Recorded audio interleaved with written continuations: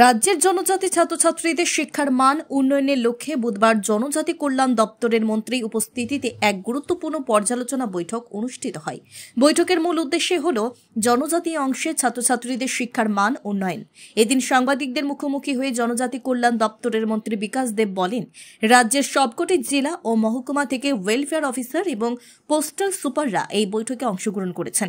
তাদের সঙ্গে মত বিনিময় করে বিভিন্ন অসুবিধা সম্পর্কে অবগত হয়ে পরবর্তী প্রয়োজনীয় পদক্ষেপ গ্রহণ করা হবে বলে জানান মন্ত্রী। অসংখ্য ক্রমে মন্ত্রী জানান, কেন্দ্র সরকার রাজ্যের জন্য আরও 6টি আবাসিক বিদ্যালয় স্থাপনের অনুমোদন দিয়েছে। এছাড়া যে 4টি আশ্রম স্কুল ছিল সেগুলিতে এতদিন প্রাইমারি পর্যন্ত পঠন পাঠন হতো।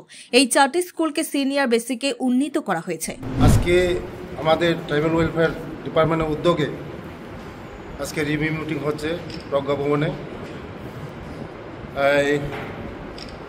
অল ত্রিপুরার এই সমস্ত আমাদের ডিস্ট্রিক্ট ওয়েলফেয়ার অফিসার আছে এবং সাব ডিভিশন ওয়েলফেয়ার আছে।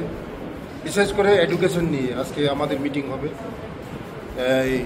আগামী দিন আমাদের জনজাতি থেকে আরও উন্নতি, শিক্ষা দীক্ষার মধ্যে আরও ডেভেলপমেন্ট করার জন্য এই রিভিউ মিটিং হচ্ছে ট্রাইবাল ওয়েলফেয়ার ডিপার্টমেন্টের উদ্যোগে।